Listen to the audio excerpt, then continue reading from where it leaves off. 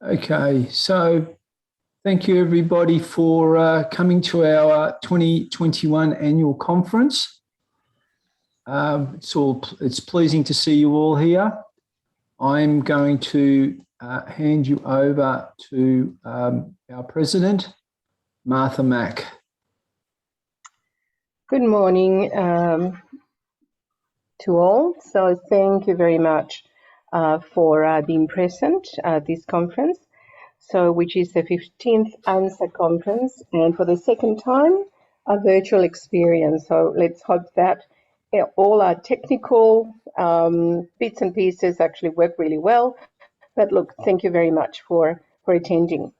So firstly, the Applied Neuroscience Society of Australasia respectfully acknowledges the traditional custodians of the land on which our organization is incorporated and pays respect to elders of Aboriginal and Torres Strait Islander peoples, past and present. We welcome our local and international presenters, our sponsors and members, friends and guests.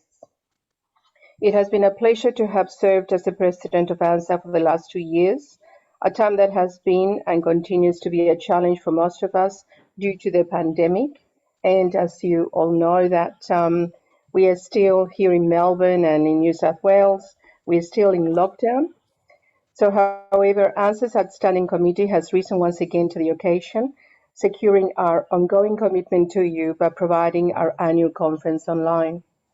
Like many organizations, we have been able to adapt quickly, which shows how resilient and committed we are to our profession and to you.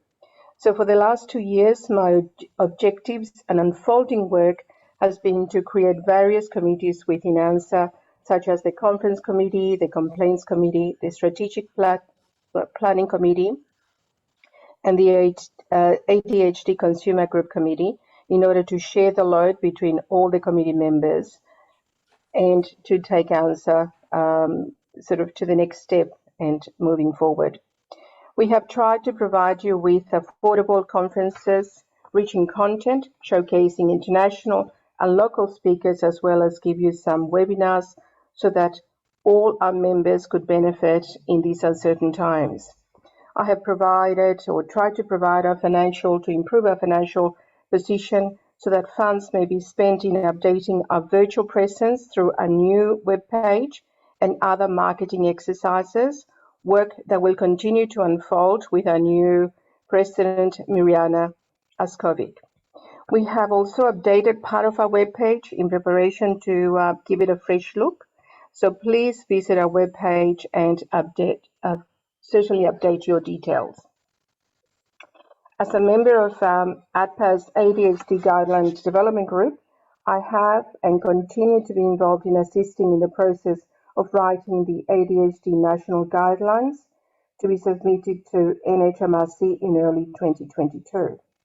I have also presented and represented at various meetings within ISNR international affiliates, having a common aim to increase the awareness of our field through education and research, and to create a forward-thinking collaborative network of associations for the benefit of all. And finally, I have attended some of ISNR's Board of Directors meetings representing ANSA as well as the international affiliates. So each ANSA president is faced with new challenges, and during my term, it has been a unique experience, as you all know, shared with a magnificent group of clinicians who selflessly gave of their time. I thank deeply each committee member, as without their dedication and contribution, ANSA would not exist. We need to keep promoting our profession, bring practitioners together and support new members, sustain the professional ethical integrity of neurofeedback practitioners, and demonstrate best practice, clinical oversight, and ongoing clinical supervision.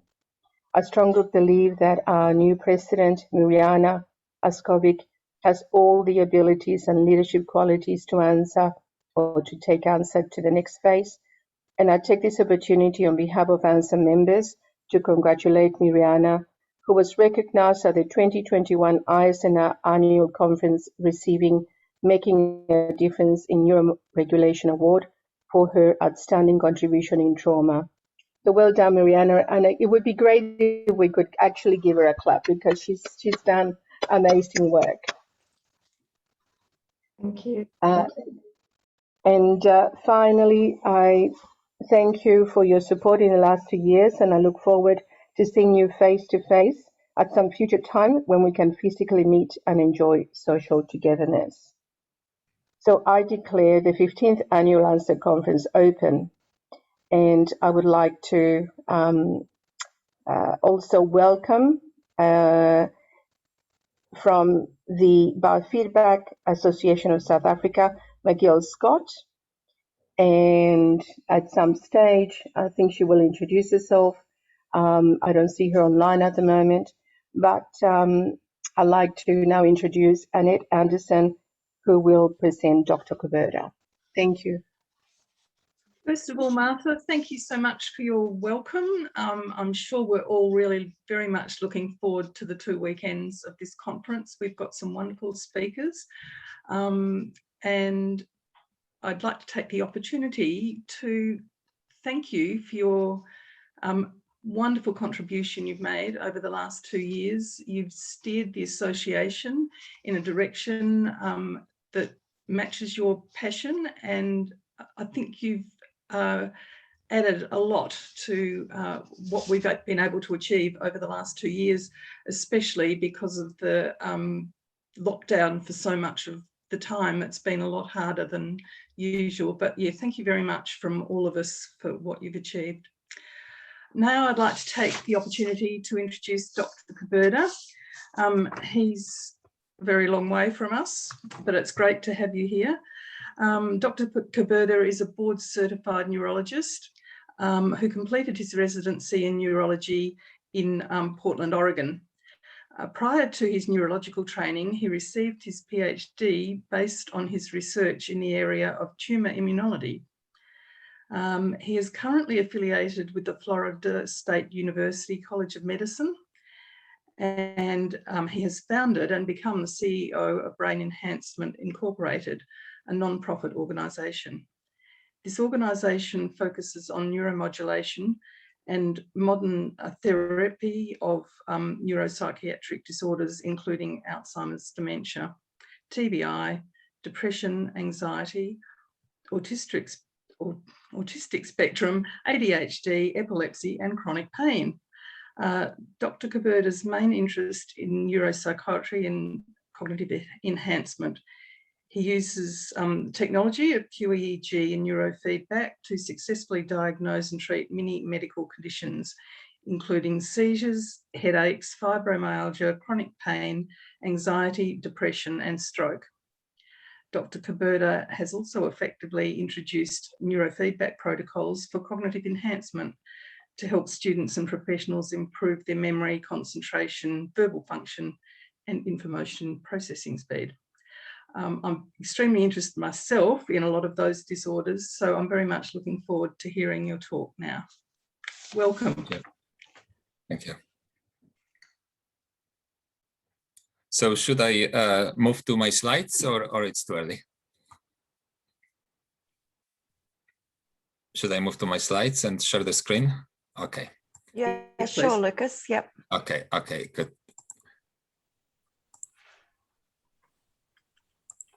Okay, so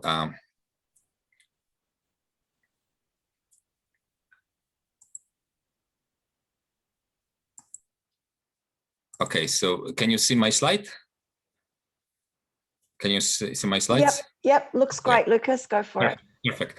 So thank you very much for invitation, and for those who are not familiar with me and my work, I would like to tell that most of my work is done with Loretta Ziskor neurofeedback. However, I did do some work before with traditional neurofeedback as well. So because of the COVID, my practice became mostly consultation type of practice. And I also lately, within the last 2 years, has been involved in therapy and of military members So in the end of the talk, I will show a few slides just what's happening on the military side as well. But I will kind of walk you through the last 10 years of my clinical neurotherapy, and show some slides and publications and conclusions coming from those. So I would like to focus on concussion and traumatic brain injury. However, I will talk about also related symptoms, which, as we know, there are multiple symptoms which come as a package with concussions. And initial slide just shows for the clinicians that especially mild traumatic brain injury, what we call concussions, are sometimes difficult to diagnose when there is no clear history of head injury. Sometimes patients may have symptoms with only mild injury. And then in addition to taking the history and examination of the patient, we may rely to some degree on additional testing, which may include brain imaging, evoked potentials, and cognitive testing. So this is like a puzzle, which when you put the puzzle together, then becomes more clear if the patient has symptoms related to the concussion. So the main symptoms of concussion are listed in this slide. So I will try to go over a little bit about different category. As we know, patients with concussions frequently present with cognitive problems, behavioral problems, sleeping problems, and chronic pain syndrome, headaches, and so on. So first slide is just a summary of the work which was completed by another neurologist, Dr. Koberda from Florida, who was involved in studying NFL players and concussions. He completed 40 players evaluation at different ages. And as we can see from the slide, MRI, conventional MRI, is not really very sensitive for concussions. Most of the patients who have MRI completed has negative study, and the conclusion is that there's nothing, frequently conclusion is that it's nothing wrong with the patient because this is a negative MRI. And as we know, MRI may not be the best tool to look at the concussion diagnosis. It's like, you know, you would like to see the bacteria, but you don't use the microscope to visualize them. So you have to have a right tool to identify it, and we still don't have an ideal tool for concussions, but once we have a few testing together, they may shed a little more light on diagnosis of the patient. When you add diffusion tensor imaging, which is one of the modalities of MRI, the increase in sensitivity for concussions may be noted from 30% with traditional MRI to closer to 40%, but it's still below 50% that we can visualize some abnormalities typical for concussions. So what I've been doing, I like, as a neurologist, I like to see, and you know, as we know, many psychiatrists, they treated patients without visualizing the brain and were prescribing medications. So I'm one of those who likes to see the brain and make a diagnosis. I like to see the maps, and in order to see the maps, you have to do a full cap EEG in order to visualize them. And of course, in order to make a maps, you need to have a normative database, which we've been using of Bob Thatcher from Florida, applying neurosciences. But as you know, there are several other approved databases which are very good and could be used for that purpose as well. Just for the purpose of those who are not doing too many EEGs, you know, we have different frequencies when we analyze the brain, and from slower frequencies like delta and theta to faster frequencies, including beta and gamma. And what I like to compare it to the cars. When you have this car and you see RPMs, sometimes the car has to accelerate to higher frequency in order to pass another car, but sometimes when you are not in need of that, you would like to slow down. So some people get stuck in one frequency, either fast frequency, and those folks could be having problems with sleep because of too much fast beta activity. And you may have also folks who are stuck in fast beta activity because of the pain or other reasons. And folks with head injuries or attention deficit may be having too much slow activity, and then we can see that on the brain maps. So what we do with the brain maps, we really identify the areas of the brain which are having electrical dysregulation, and then we try to correlate that to the patient's symptoms and part of the brain which is responsible for that. It's still widely used. 100 years ago, Dr. Brodmann, German neurologist, described the different Brodmann areas. We still use them for characterization of the electrical dysregulation. And of course, for easy identification of the dysregulated areas, we use color coding. So when you have kind of one standard deviation or Z-score, then everything is green. When you have a major dysregulation approaching 2-3 standard deviation, the color changes to red color or blue color if this is not enough activity. So when I was in private practice, and you see some other Koberdas on this paper, that's my kids who, some of them, they also, Paula Koberda is on the West Coast. She's also involved in brain mapping, but on the other coast.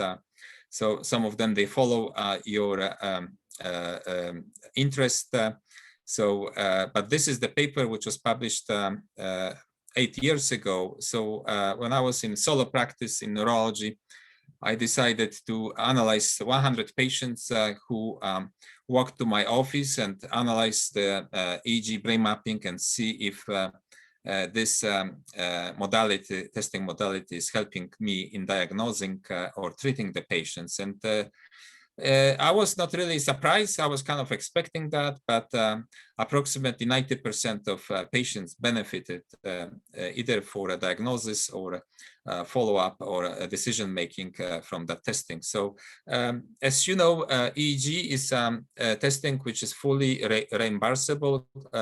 Brain mapping QEEG is kind of 50-50 depending where and which location, but hopefully will be also more reimbursable. But this is definitely a very interesting modality which should be used by all neuroscience clinicians. What is interesting when you look at the with the abnormalities with TBI, the most frequent abnormalities, you see frequently reduction of alpha waves, which should be present in majority of individuals with the eyes closed. Frequently, you see also increase in slower activities, and sometimes you may see also a reduction of fast beta or increase of fast beta activity, and you may also see connectivity problems with coherence issues. So those are presumably the most frequent. And next slide shows EEG of one of the former NFL players who presented with cognitive problems. So you see histogram on the right side. So you see that this player EEG is affected. It's very slow. It's if you go to the maps, you can see that this is most of the power is in theta activity, and predominantly the red color, the most intense red color, is at 6 Hertz. So if someone in his late 50s, you would expect that the EEG frequency would be closer to 9 or 10 Hertz as a predominant. So definitely this brain mapping are in agreement or kind of showing that his symptoms of cognitive issues are most likely objective.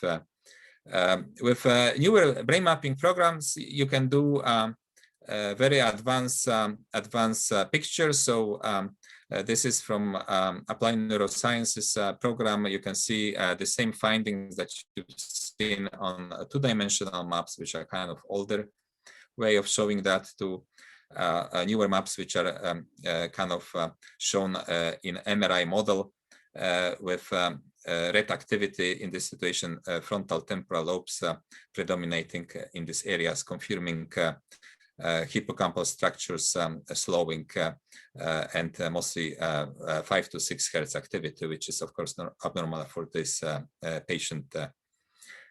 So a year ago, approximately a year ago, we published a paper showing usefulness of quantitative EEG for early cognitive changes, early dementia and traumatic brain injury. I will show one of those cases, traumatic brain injury, in more detail. That was a relatively young fellow in his 30s who was injured by a car. He was a pedestrian. He sustained major injury with some bleeding and prolonged rehabilitation. He had problems with speech, weakness, ambulation, and subsequently also was left with short-term memory problems, information processing problems, depression, anger control, and so on. So when you do, I frequently use that, and I know in many institutions by neuropsychology also they use those computerized cognitive scores. So we use in my practice Neurotrack. So normal score would be around 100. So he had a reduced score 83, and information processing score would be also reduced 70 and 69 attention, and so on. We completed MRI diffusion test imaging for this patient. This is maybe not the best quality picture, but it shows that frontal and temporal lobes, you have some loss of neurons. And when you analyze it and compare it to the quantitative EEG, you see also frontal and temporal abnormalities, mostly showing slowing in these areas. And when you use those three-dimensional maps, you can see that frontal and temporal lobes are mostly affected for that patient. Different way of showing that is showing like MRI slices. So you can show that different way, but it's becoming very sophisticated how the brain maps could be presented now. And also you can analyze connectivity. So this patient had problems with connectivity, coherence, hypercoherence, hypocoherence. Those red lines or blue lines, it should be kind of more grayish. So we see that his executive network, one of the networks which was affected was executive network. Shortly before that, I think 2015, we also analyzed 67 patients from my practice with different type of concussions, had injuries, and a few of those, one of those patients I would like to show a little bit more in detail and a little bit summary to show in the next slide. So we had patients who were mostly having mild traumatic brain injury and were seen usually after 1 year or later. Some patients were even seen a few more years since the injury, and most of them, they complain of typical symptoms, cognitive issues, anxiety, PTSD symptoms, depression, headaches, and so on. What is interesting that those patients were subjected to neurofeedback. They received at least 10 sessions of neurofeedback. Also, they had cognitive testing with neurotracks, and we also track the subjective response, which in most of the practices we do. We just ask the patients what the symptoms are before therapy, neurofeedback therapy, and after therapy, and depending what was mostly the major symptom, either depression or headaches, we track it and we collect those information. And then we also look at the brain mapping and see if there was improvement of the quantitative EEG, correction of the previously identified abnormalities. So what was interesting is that approximately 88, close to 90% of patients responded with improvement of the symptoms after just 10 sessions of neurofeedback. Many of them reported some improvement, initial improvement after 1 to 3 sessions. Also, around 80% of patients had some correction of brain abnormalities, either excessive beta activity or correction of slow activity. And also on cognitive testing neurotracks, we noted that more than 70%, 76% actually had increase in cognitive testing at least 3 points, some of them much more. So those results were encouraging. Of course, we didn't have control for that. That would require some external funding, but definitely something encouraging for further investigation. And this is a slide from one of those patients, 67, that we analyzed, another pedestrian who was injured by a car and sustained injury. And we see mostly increase in slow activity, theta, delta, and alpha activity, and some coherence abnormalities. Some software programs offer traumatic brain injury discriminant analysis. So for this patient, that was also positive. And then next slide shows on the left, shows neurotracks cognitive testing. As I said, normal would be closer to 100, that this patient cognitive function was affected.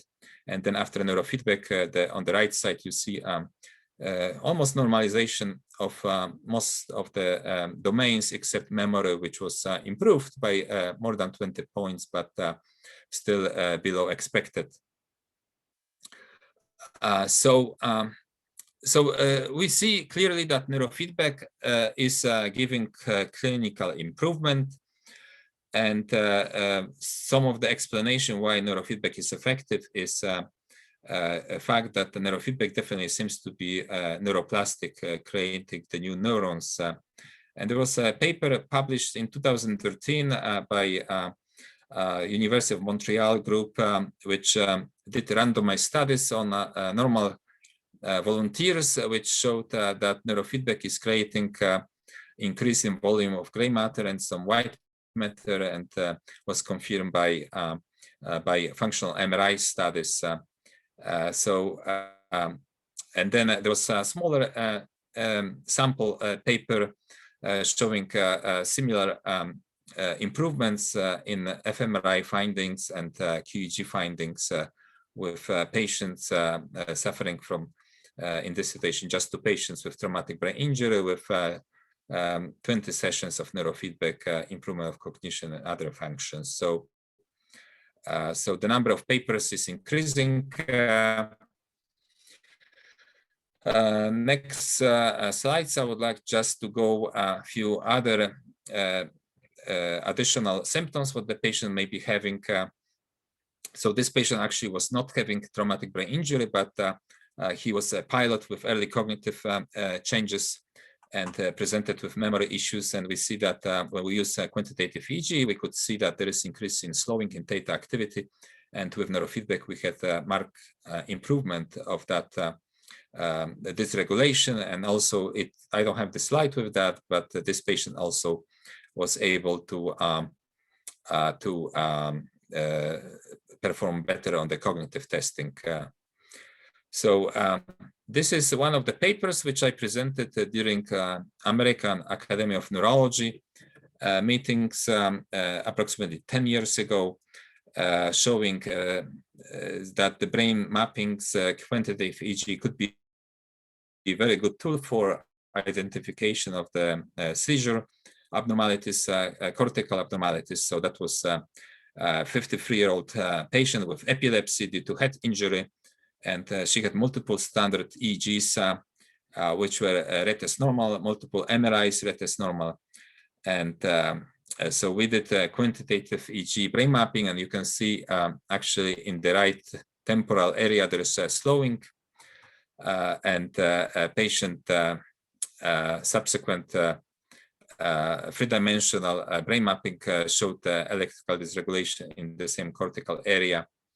So what is interesting, that subsequent EEG telemetry, very expensive in the United States, you can place the patients in the under EEG and video observation in the hospital, and then evoke the seizures, discontinue all the medications, and this patient developed exactly seizures from the area that we identify with the brain mapping. So that really shows that this could be a good tool for seizure evaluation in neurology. And so what is the implication with epilepsy and seizures and post-traumatic seizures as well is that, as we know, neurofeedback has been used also for patients with seizures and epilepsy. And I think one of the first papers came from Dr. Sterman. This is the summary paper published in Cleveland Clinic Journal of Medicine in 2010, which showed that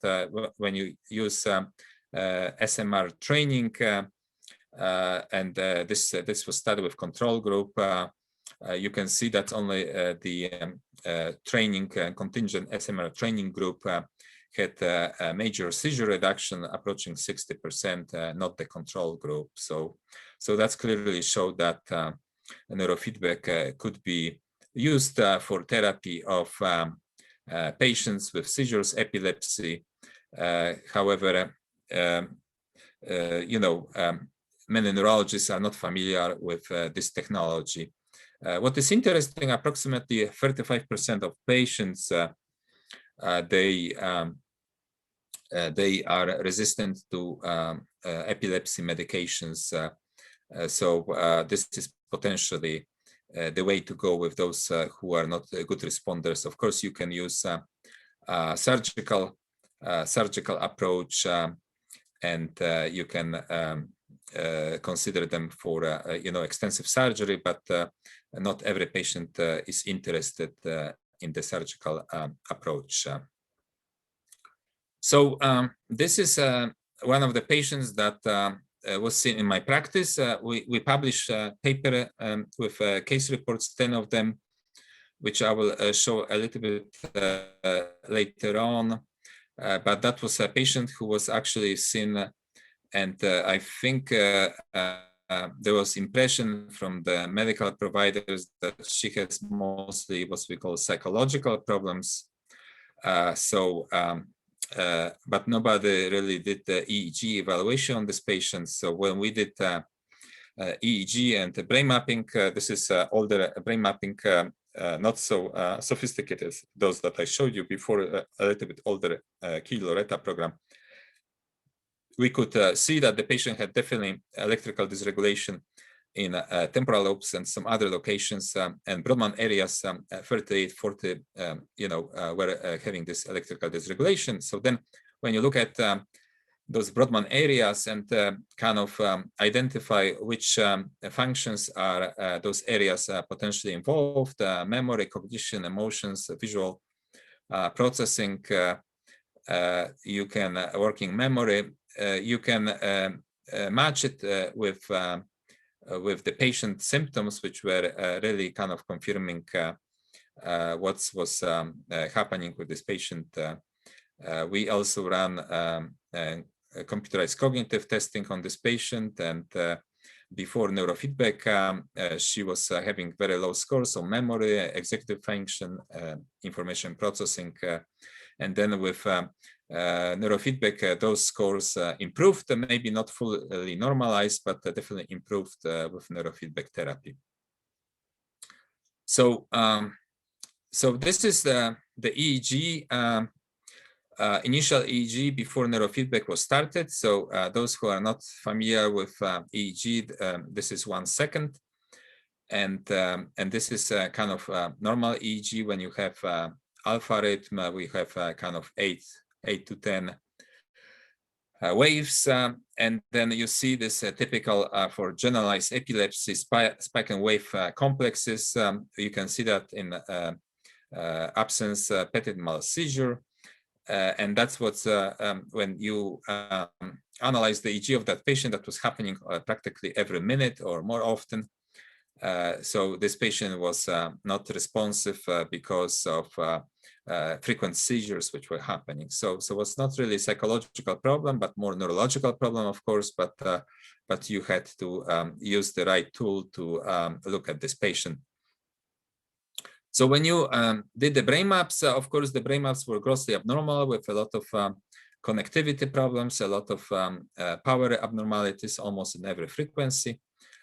What is interesting with neurofeedback, maybe with 8 to 10 sessions, this EEG started to normalize, and with time you were able to notice just a single burst of seizures, and subsequently the EEG become completely normalized, and the patient's symptoms also significantly improved, and school performance improved as well. And this is the brain mapping after a series of neurofeedback. You see mostly green maps with no major electrical dysregulation. So we put this 10 cases into the paper, and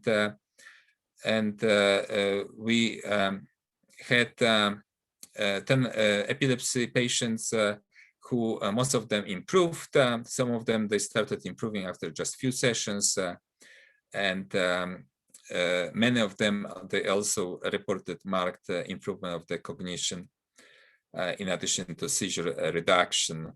Not all of them completely seizures were eradicated, but usually the number of seizures improved, or frequency or duration. And it's my impression that neurofeedback, at least Z-score neurofeedback, you can do once a week in order to be effective. However, if you do more frequent sessions, 2 or 3 times a week, it could be definitely beneficial for those patients. Very similar studies using Z-score neurofeedback were completed at the University of Colorado by Dr. Frey, who used a very similar technique, focusing mostly on default network. She's director for epilepsy training over there, and that was also published around the same time. So that concludes the part of epilepsy, and then another frequent manifestation of head injuries or injuries accidents is pain, and we focus on the pain and published paper in Journal of Neurotherapy in 2013, and we had several cases, different pain localization, starting from headaches, neuropathy, lower back pain, and all of them, they showed significant pain reduction. I have to say that more recently, I had a patient who had major spine injury with dissection of the spine, who was wheelchair bound, and neurofeedback was only one technique which he responded with pain reduction from 8 on the scale 1 to 10 to 2. Each time when the neurofeedback was completed, the patient responded with improvement of the pain during the first session, which is very, very good, as you know, to have a response with one session. However, improvement was only for a few hours. So, however, with subsequent sessions, patient was having longer benefits, up to 1 week duration. So once a week therapy was just fine for the patient. The one which I would like to show in here, this is the patient who was treated with Z-score and neurofeedback, 58-year-old female who had headaches, vascular migrainous headaches. As I described with headaches and chronic pain, frequently we have abnormalities on the brain maps, which are described as high frequency and beta and high frequency beta abnormalities. But sometimes with chronic pain, what is interesting, you may see also abnormalities in delta and slower frequencies. There was recently a paper published from Canada and Switzerland using different database, normative database, which confirmed that findings as well. So So this patient, after with the headaches, after completion of 10 sessions of neurofeedback, practically had the resolution of the headaches, which and was in remission at that time for 2 to 3 months. And we see that the brain maps showed marked reduction of the beta activity as well. So more chronic pain cases. This is another patient who had a chronic pain syndrome, and we can see kind of identical situation, high beta and beta overproduction. We don't have for this patient delta activity too much, but with neurofeedback we can see marked improvement and normalization of the brain activities. And then I will switch a little bit to another symptom which frequently is seen with head injuries, which is depression, anxiety. So when you do the brain maps, you can see frequently abnormalities in frontal alpha. Frequently we see asymmetry and increase in alpha activity, which is frequently seen for depression. We also can see beta, increase in beta activity, and when we do three-dimensional maps, we can see anterior cingulate abnormalities, especially Brodmann area 25, sometimes orbitofrontal cortex on or other prefrontal areas. So this is a patient who was seen in my practice, was a 15-year-old who had a lot of anxiety. She was competing in horse riding competitions with jumps, and each time she had a lot of anxiety. So when we ran her brain maps, again we see this increased beta frontal temporal beta high beta activity. And it took a little bit longer time.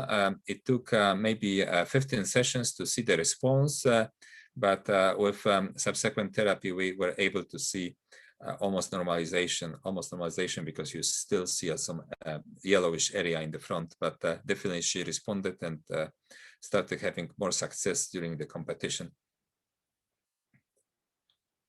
And then when we did the three-dimensional maps, we were able to see electrical dysregulation, including at frequency 15 at the subcallosal gyrus, which is interesting that in many centers which do surgeries for depression, Dr. Mayberg is one of those who, at least at that time when I was involved in clinical studies at that time, she was at Emory University, and so they were using the same location, Brodmann area 25, for insertion of the deep brain stimulator. So the idea is, if you use neurofeedback and you are able to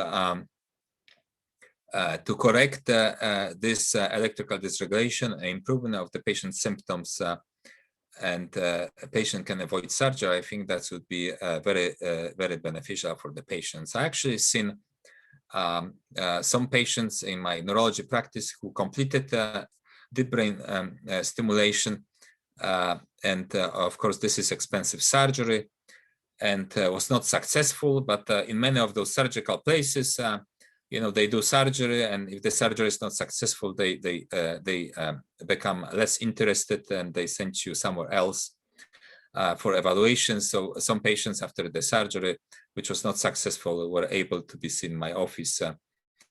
So definitely would be beneficial for the patients to try non-invasive, non-surgical techniques first before moving to surgical option.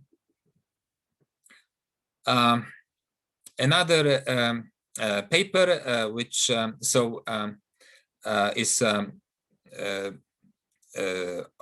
authored by and published in one of those Scandinavian journals in 2013 as well, was showing that even one neurofeedback session is able to change and improve the performance and symptoms of patients with anxiety, post-traumatic stress disorder. And that was also confirmed by normalization in connectivity on functional MRI in default and silence network with the structures where frequently normalization of the signal in the structures which are frequently responsible for anxiety, PTSD, including insular cortex. So there is more and more studies showing effectiveness of neurofeedback with confirmation with fancy techniques, which are of course not available in the regular neurology or psychology office, but more and more studies are coming showing effectiveness of that technique. This is one of the slides of my patient who actually had a major anxiety and was treated with neurofeedback and had practically good response. You see not too much beta or high beta activity, and then his job was terminated, and then he came with relapse of his anxiety, and you see how much beta and high beta activity is present, you know, with the relapse of his symptoms. So of course, when you reach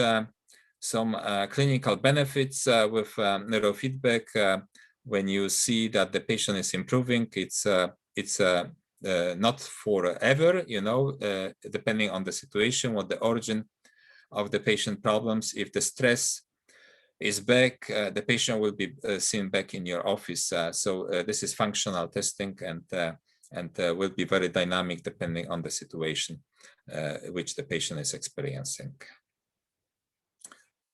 So they are more and more studies which are more sophisticated, which are randomized studies. I think the field of neurofeedback was frequently accused that we don't have randomized studies. So I think there is more and more studies coming out showing that neurofeedback is successful even in randomized studies.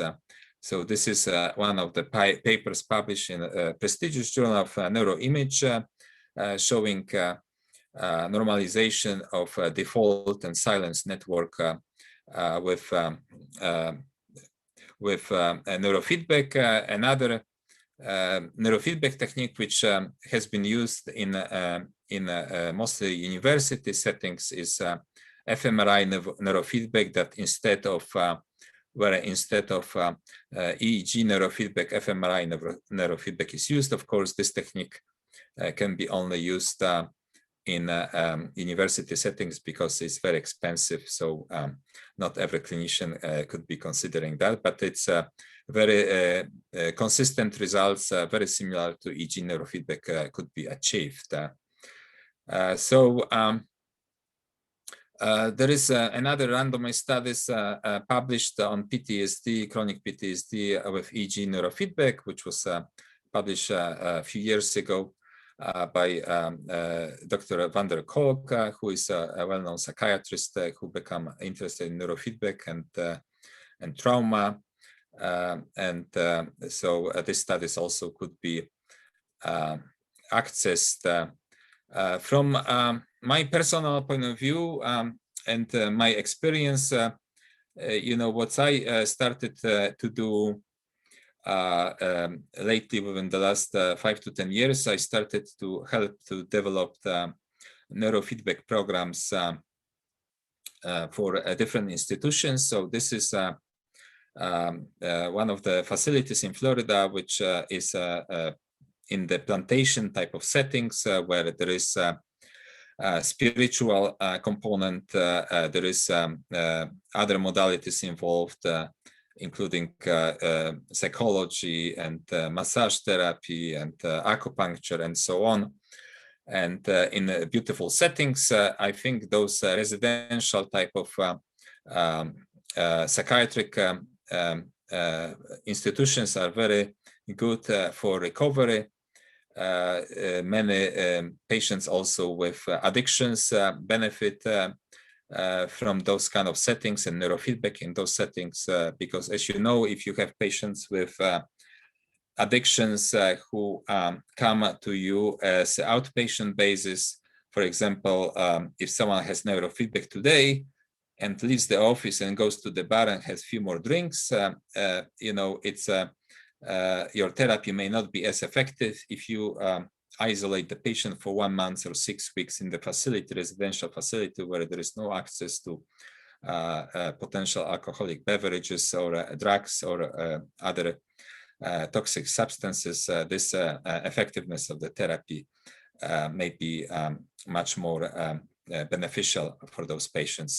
So there is a big interest in those type of facilities to develop neurofeedback programs in addition to other modalities, because we know neurofeedback is a good, effective modality, but frequently when it's combined with other modalities, it becomes much more efficient as a complementary treatment. Then, as I indicated, over the last 2 years, I become involved with therapy of service members, and U.S. military developed multidisciplinary therapy clinics, which look exactly the same type of buildings, the same type of construction. And we have currently 10 of them in the United States. Usually they have around 40 to 50 employees. And they have psychologists, physical therapy, art therapy, music therapy, and all the modalities which kind of potentially would be beneficial. So it's a kind of multi-speciality approach.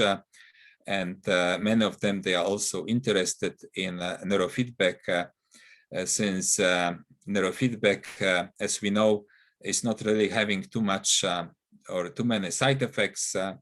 And like psychotropic medications, you know, they neurofeedback is not sedating. So this is potentially much a more beneficial therapy for the service members who would like to be in action for longer and not to be retired after head injuries. So the idea is to put those service members back to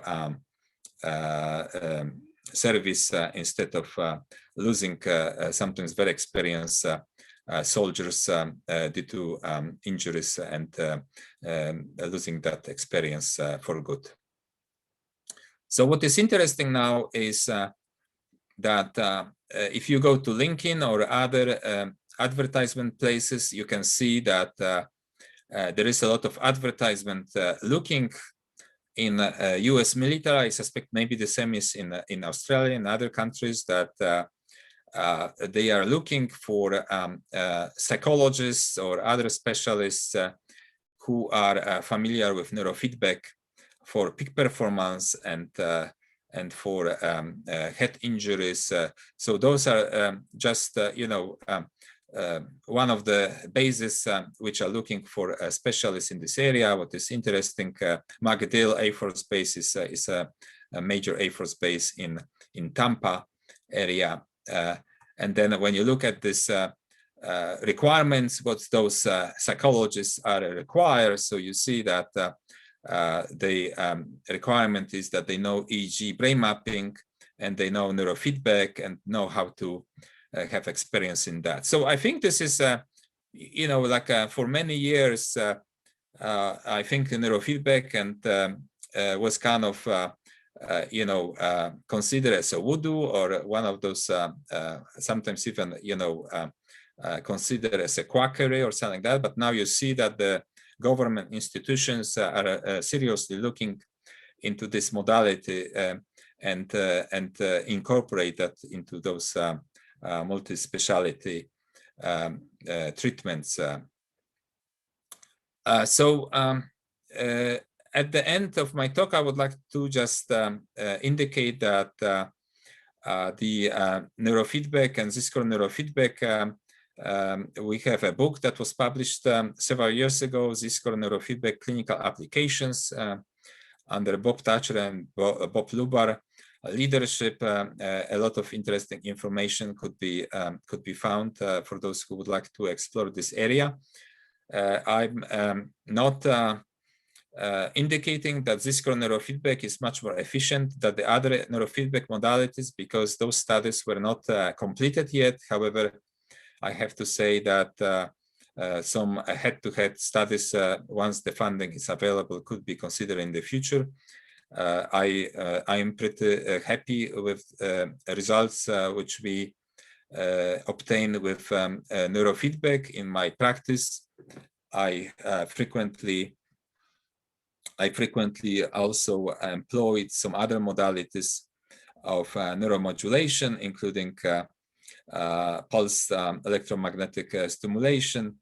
And we also, at the military site, we have full TMS, transcranial magnetic stimulation equipment. So I know direct current stimulation frequently has been used with good results, and very inexpensive modality, which could be added also to practice for those who are interested. So in the end, I would like to kind of show the major conditions where I found neurofeedback could be beneficial. Of course, there may be other conditions which includes some, which are not listed, but those the conditions which I have mostly experience with. And this is my information, which includes email address for those who are interested to contact me, and that's the location of my practice in Tallahassee. I have to say, unfortunately, that due to COVID, a year ago, I had to close the practice. I'm thinking maybe about reopening that. So currently, I mostly do the consulting type of activity. But unfortunately, when the COVID hit the United States, many patients were very anxious to come to an office. Especially neurology is not the primary specialty. My daughter is a dentist, and she practically never had to close her office, because if you have toothache, you have to see the dentist. But with neurology, it's more like a luxury specialty. So we are more affected, and I know several of my colleagues who had to do the same. But hopefully, once the situation improves, we'll be able to reopen and do services not remotely only, but also physically. So we hope for the best. I would like to conclude at this moment, but if there are any questions, I would be more than glad to address them. Thank you so much for invitation. Thank you very much, Dr. Koberda. I have to say, it's very lovely to have a neurologist with us today. Very interesting hearing from you. We do have a few more minutes, so if anyone has any questions for Dr. Koberda, please put your hand up.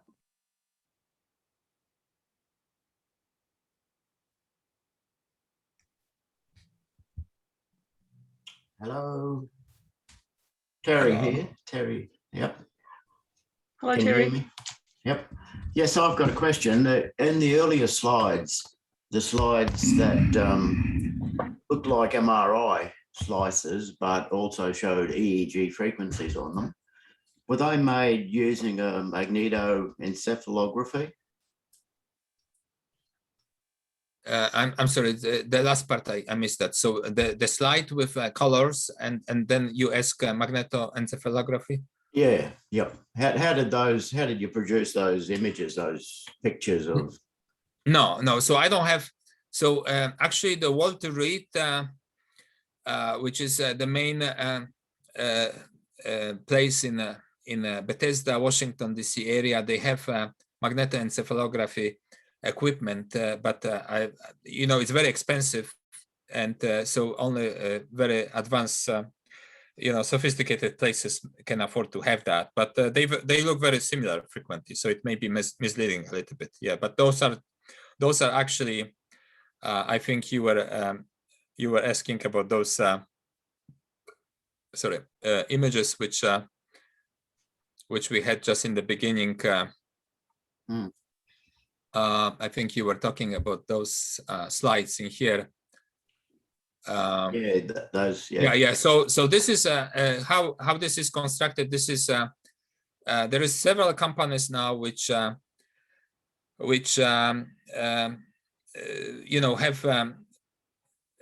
that being offered, but this is really this one is coming from Bob Thatcher. He's a neuroscientist in Florida who developed the program under Apply Neurosciences Incorporation. You can Google that, and so the same activity which is I'm trying to go back. Yeah. So the same activity when you have a regular EEG. How you do that? You select the fragments. Those pink are the selections for analysis, and you can. So this is what most of the neurologists can see. They see these wiggly lanes, but this program allows you to show. So that was initial two-dimensional maps that you could generate using that program, having normative database. But this program allows you to put those brainwaves on the model of the MRI model. So this is not the patient brain. This is the model, but I think and the brainwaves are kind of located in the right area, so you could have better visualization where is electrical dysregulation. But this is not magnetoencephalography. But the pictures look very similar when you use the other technique as well. Okay, thank you. You're welcome. Anyone else?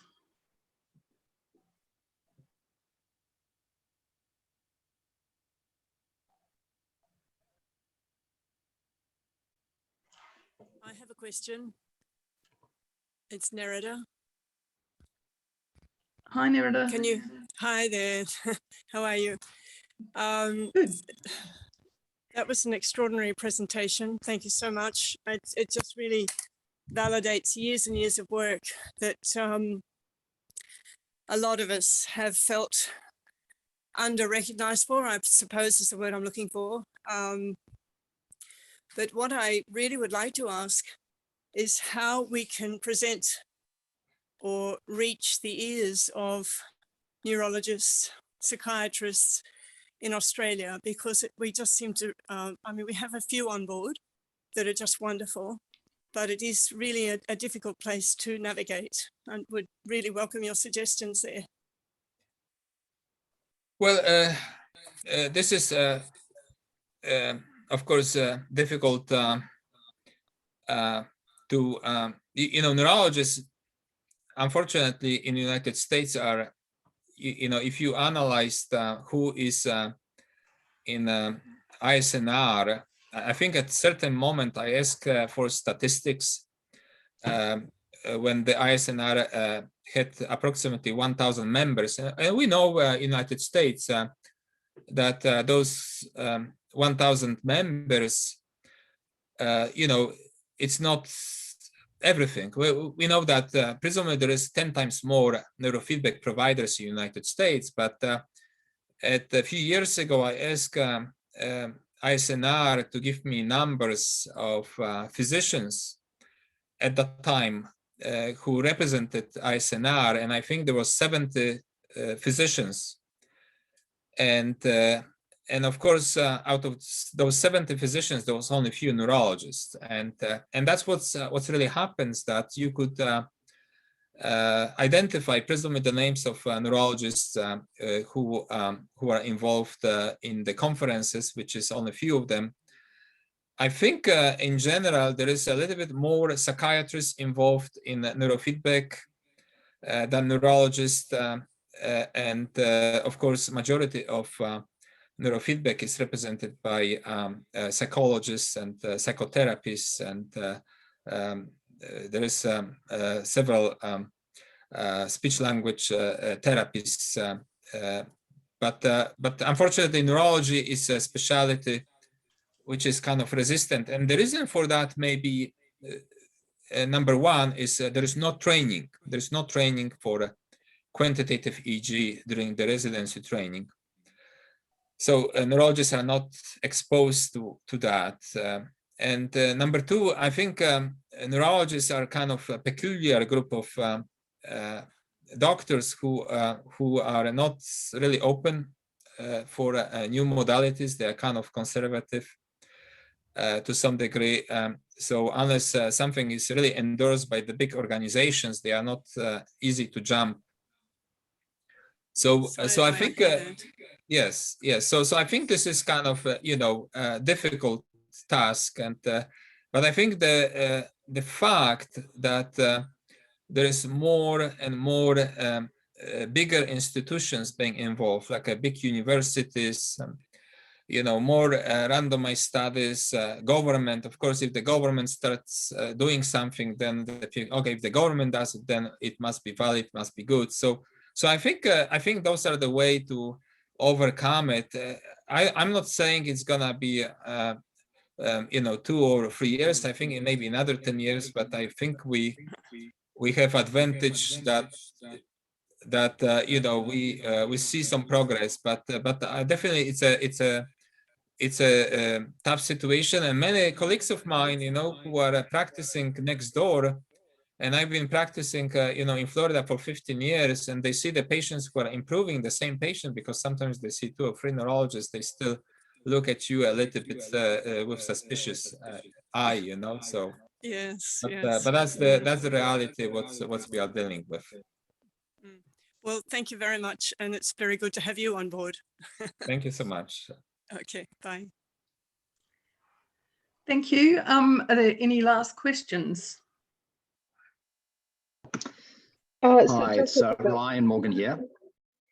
Just one more question, if I may, Dr. Koberda.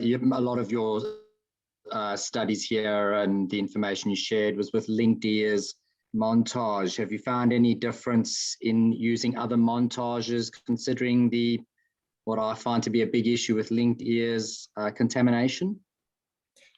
So in order with a NeuroGuide Applied Neurosciences program, in order to create the maps, you have 2 options. One of them is linked ear, and another one is Laplacian, which Laplacian montage actually is good also for those who use medications. Theoretically, the brain maps would be ideal to accomplish with no medication, psychotropic medication on board, because as we know, the medications influence the brain waves. So theoretically, you can create the Laplacian montage and create the brain maps and see a little bit better imaging with those patients who take medications. But those 2 you can use for, depending on the equipment, there is Mind in Media equipment, Dutch equipment, Nexus. So they use actually the caps which use mastoids for neurofeedback therapy. So, for the generation of the brain maps, you have 2 options with NeuroGuide, just Laplacian and link ears. Thank you. Richard, were you wanting to say something there? No, it was actually me, I think. So, Dr. Koberda, with regards to the US military, so when did they start introducing neurofeedback and brain mapping? And I guess how many are you aware of that have undergone neurofeedback treatment or other of the neuromodulation type of therapies? Yes, so this is a very good question. Actually, I've been with military for the last 2 years, but there is a colleague of mine who is neuropsychologist who works in Fort Campbell, which is Kentucky military, base, and he started. He was before in practice, private practice, on the East Coast, I believe, and he started. He started doing neurofeedback approximately 11 years ago, and to my knowledge, he was the first one. And actually, he was very successful because with help of other scientists, I think Dr. Lubar was involved and Dr. Thatcher was involved, but they were able to get multi-million-dollar grant from Pentagon. And that was the grant which was for 3 or 5 years. I don't remember exactly the length, but there was... so he was able to hire several EEG technologists and do like a big neurofeedback clinic. Unfortunately, this grant becomes sequestered after a few years, so the money was lost because of limitation by the sequester. But the good news is that there is a lot of development in the military.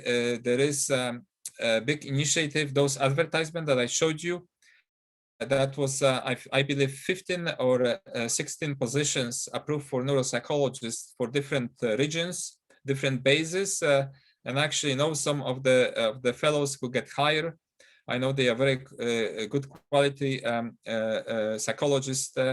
So if you have such a big increase in positions open, it will create a lot of good results. And of course, this is something which will be followed, but those positions open, I think, last year, and they are still being filled, because one of the problems is that not too many psychologists or neuropsychologists are familiar with that, because in order to fill the position, you have to have some background, and of course they do some training, but you know, there's not too many people who are familiar with that. So to some degree, you know, we are limited because it's not too many of us who know the subject, you know. But it's very encouraging that those positions are being created, and those are usually positions which are for many years. This is not something that, you know, they hire you today and they will tell you 6 months later, we don't need you. Those positions usually are for many years. So if someone is interested to continue, they could succeed in the field, you know, and you don't have to worry about the fundings. You don't have to worry about the equipment, because everything is provided. The funds are provided for those positions. Thank you so much, everyone, for all the questions, and especially for Dr. Koberda for his talk. It has been fabulous to have you here. It's such a worthwhile area of research and work, and so many people can be helped with this. Really hope it increases dramatically over the next few years. Thank you very much for being with us. Thank you so much for the invitation, and I'm glad I could present my findings, and once again, thank you so much. Thanks, Lucas. Thank you for giving us your contact details as well too, because I'm sure there may be people who would like to get in touch with you. Definitely, you are welcome, and my email is available, and I may not be able to respond the same day, but usually I respond within a short time. Thank you very much. Thank you. And if someone needs help with the development of the program, I'm also, you know, very eager to help, you know, because that's what I do, and I enjoy doing that very much. We do appreciate it. Thank you. Okay, now it's time to welcome our first sponsor of the day, and I'd like to thank Dr. Moshe Perl for being here and for being such a long-time supporter of ANSA. He's here to talk about his Neurofeedback International Academy, which I'm sure we're all aware of, and provides so much training and opportunities for people to learn more in this area. Thank you for being here, Moshe.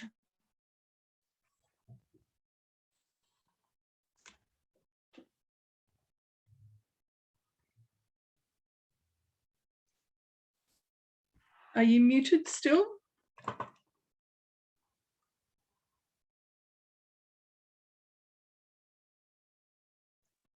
How's that? Perfect, thank you. Okay, now can you see the screen of NIA? Yes, Yes, we can. Thanks. All right. Good. Now, if I do this, can you still see it? Yes. My gosh, technology. Give me a second. Technology is great. Give me a second.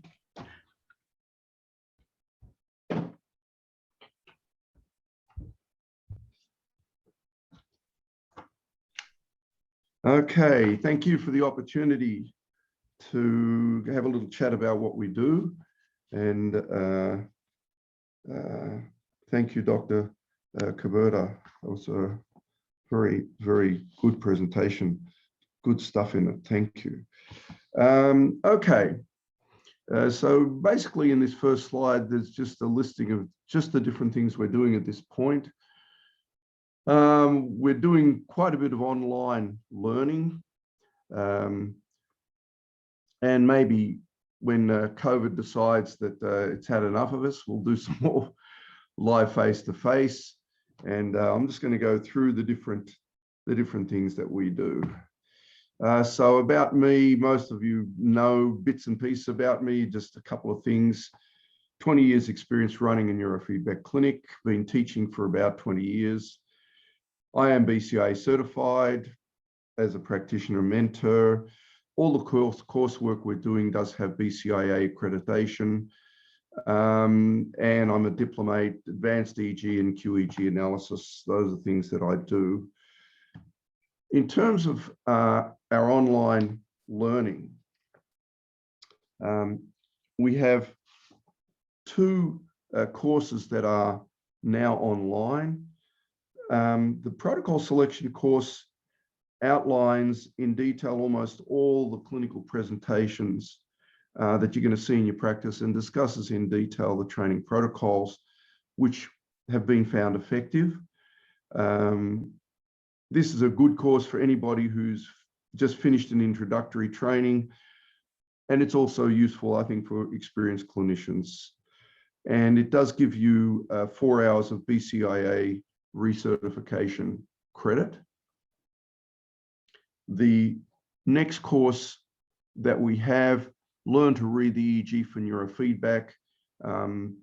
People are always wanting to understand, okay, so what is the EEG I'm seeing telling me? Because you are looking at EEG. And this is, I would say, the first look at it, which is looking a lot at average values. It is what I would say mini-map interpretation. Many times people will badmouth the mini-maps and say, well, you know, they're not really very accurate, or they're not this, they're not that. Well, the fact of the matter is that the EEG that you're measuring, even if it's a single or dual channel, is accurate. It's not comprehensive like a full cap EEG, but you can draw some very clear conclusions out of measuring a few spots on the scalp, and they hold up. And that is a very useful course for people who say, okay, I've got some EEG in front of me. What am I looking at? What is it telling me about this person's functioning? And then, of course, what are the implications for neurofeedback? The next series we've got is a series of case presentations. These are presentations that a person who's looking for certification from BCIA can actually review as one of their case presentations. So you do get some time from BCIA and some credit for it. We have then a series of QEEG interpretations. Let me just see what I want to say about that. We've got 6 QEEG analysis seminars, each with 3 QEEGs analyzed. And these are participants brought these for review. And basically, it's a demonstration of what I do when I analyze an EEG and how I derive neurofeedback protocols from them. They can be purchased individually or in bundles. And again, you do get BCIA recertification credits. Okay, next, online learning with international, sorry, is that what I want? So for those courses we've been just mentioning, there is a special price on it for people who are attending ANSA, and there's the coupon there, ANSA 2021, and you can use it at the checkout. The coursework can be found here, niateachable.com, and there are links in the ANSA conference flyer.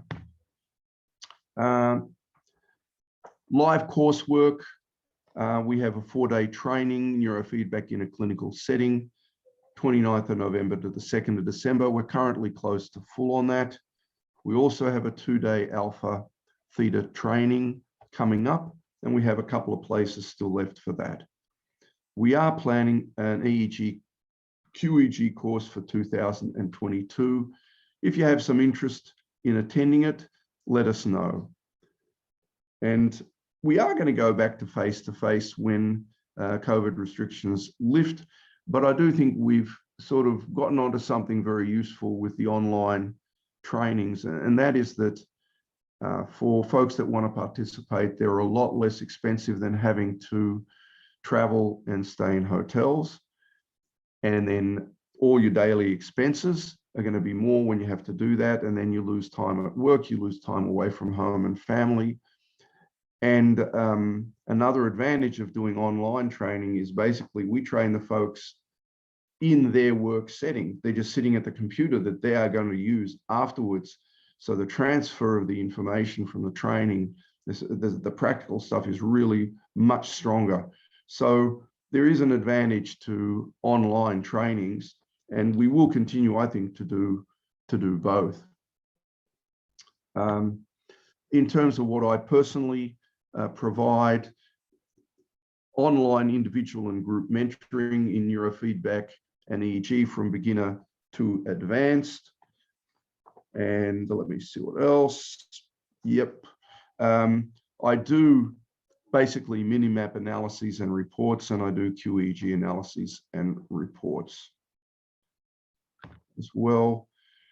Now to the hardware and software that we sell.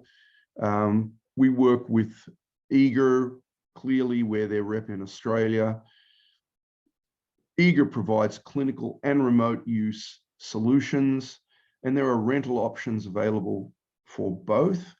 I still think that Eager is the most comprehensive neurofeedback system available for single, 2-channel and 4-channel training. The software is expanding. It is possible to actually measure 19 channels if you've got the amp for it with Eager. And also, we're going to be really simplifying the remote use possibilities over the next, I think over the next month or so, something's going to come out that's going to make remote use much more efficient. We sell Betterfly for both office and remote use. Betterfly has a terrific online interface, which is very simple for clients and for practitioners. And if you do have clients that are going to train remotely, even if they're living not too far away, if they just need 1 or 2 protocols and they just need a lot of training, Betterfly is terrific for that sort of client. And there are a lot of clients like that. Here's just a listing of connectivities that we've got. So the teachable courses are at nia.teachable.com. If you want to know about live courses, neurotherapy.com.au, and contacting us if you have any questions. So thank you for your attention. If you've got any questions, happy to answer them now. I'm also going to be online, I think, at noon, and in a breakout room, I believe, or I'll set up a place where you can go. I think there are links to that. So if you've got questions now, happy to answer them. If not, we move on. For those of you that have got the handbook, the link to Moshe's workshop is in the handbook.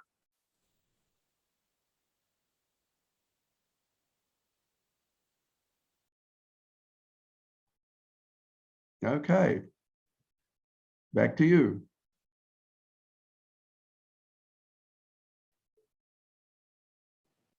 Moshe, can you tell us a little bit about some of the changes that might be coming for EAGER with home training? I have to say, in lockdown Sydney, a lot of my clients have found that a really helpful thing. Yeah, well, I was speaking to Lars, the director, and I said, Lars, you know, what I would really like to see in the remote use is that you can actually take over the client's computer and put in the protocol you want then and there in real time, and then train it. And he says to me, we're going to have that in 2 weeks. And I said, well, I'm not going to hold my breath. He says 2 weeks, but, you know, let's wait and see. But the good news is that he's actually going to make that happen. And that to me is in many ways a game changer, because as soon as you finish putting in the protocol, the client can't change it anymore, which is what we need. They can't mess up the system in some way. They just go in and they'll train what you've left them with. But in session, you can actually just run the sessions from your office. Yeah. So that's nice. Thank you.